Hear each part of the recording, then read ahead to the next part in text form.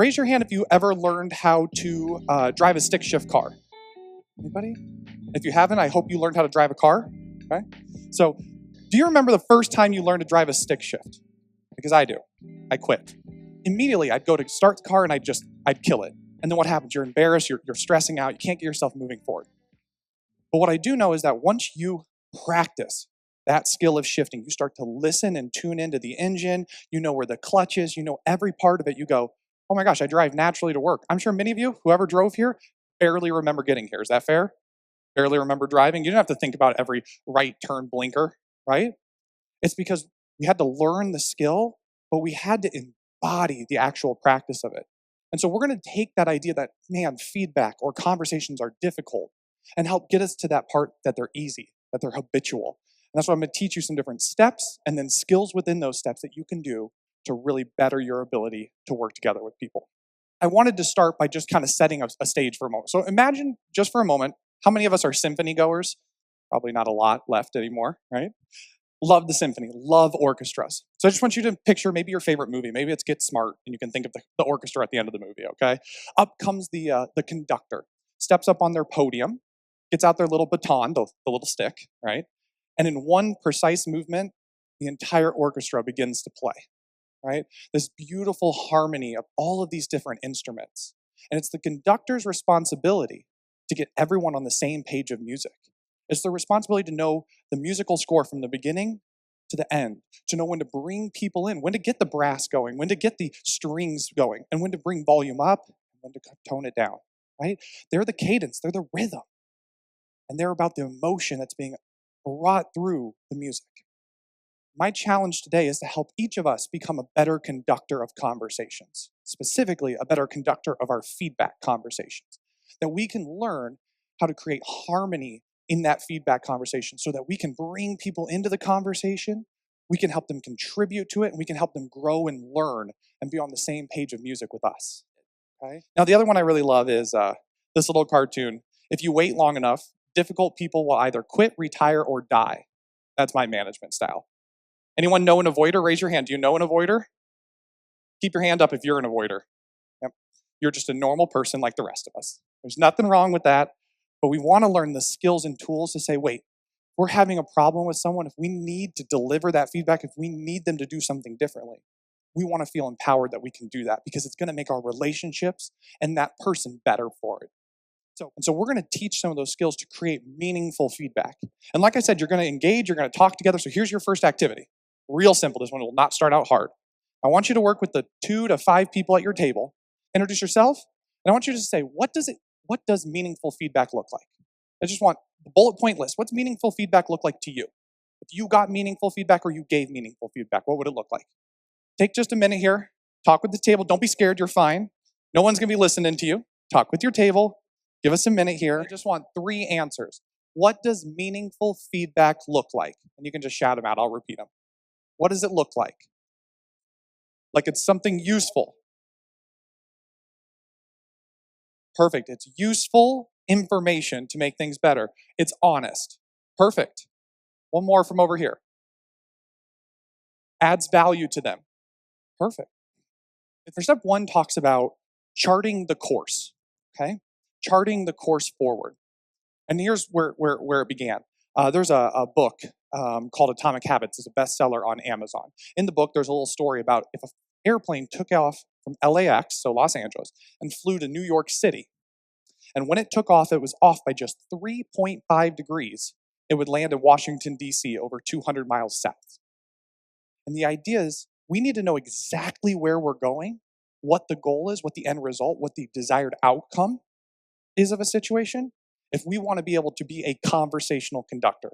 If we want to be able to get it there through the whole feedback conversation, we need to know where we're headed.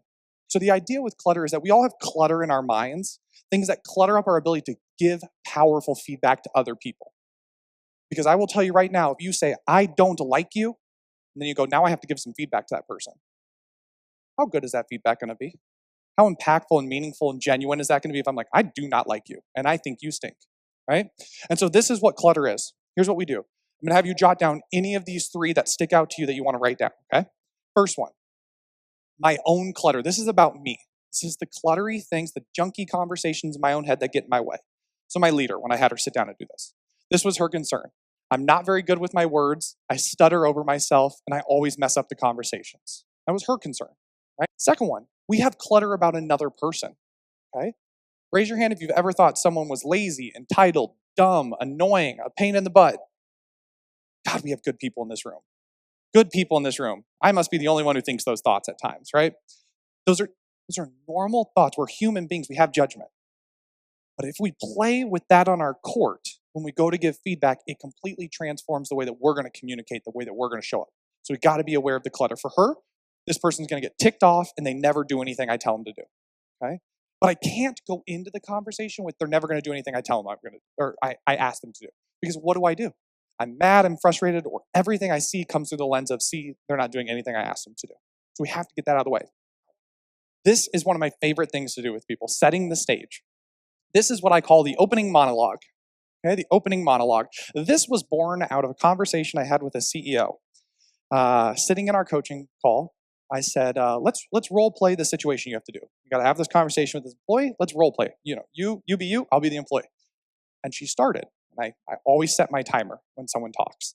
And she started talking, and she did not stop for 11 straight minutes. And 11 minutes is a very, very long time to listen to someone tell you the things you did wrong.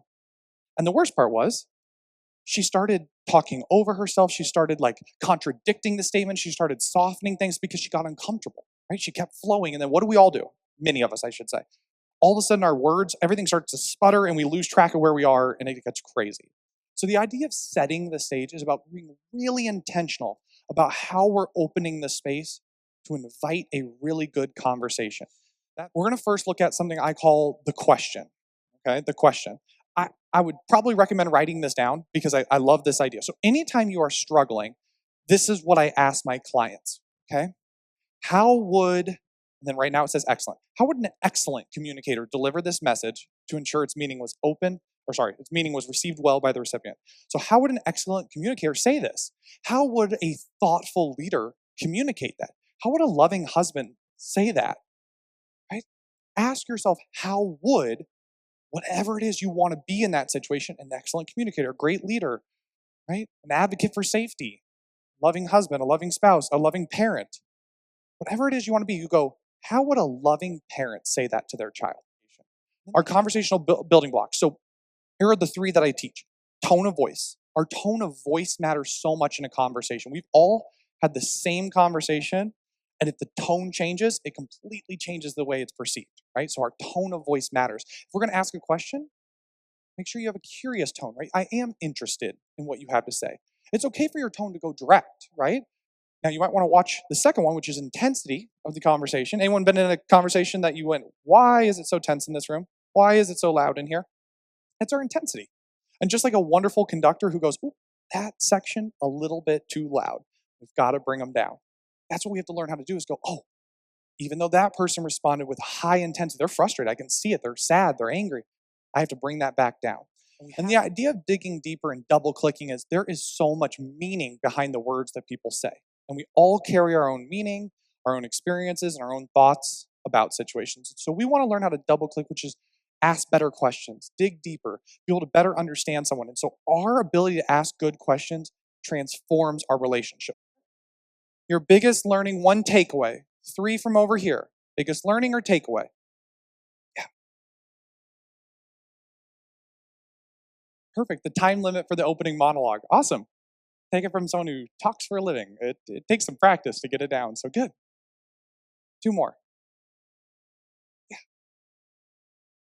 Listening with some purpose behind it. I always say when my brain is thinking, what is this person saying and thinking? That's the way I'm trying to listen. So awesome. Is there one more right there? Yeah.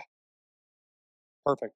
Have an end goal in mind, really know that purpose of the conversation. It allows us to actually lead there and act from that space, okay? If you're really looking to transform your relationships, it starts with your communication. Okay? It starts with the way we converse with people. It starts with that way. And when we can give feedback in our relationships with loved ones, family, friends, and at work, we can transform the lives of the people around us. That's what our goal is. That's what I want for you and I want for everyone, is just to be able to make a great impact on people. So I want to thank you so much for choosing to spend a whole hour of your afternoon with me today. come visit me at another talk. And I hope you have a great rest of your conference. Thank you guys so much for being here.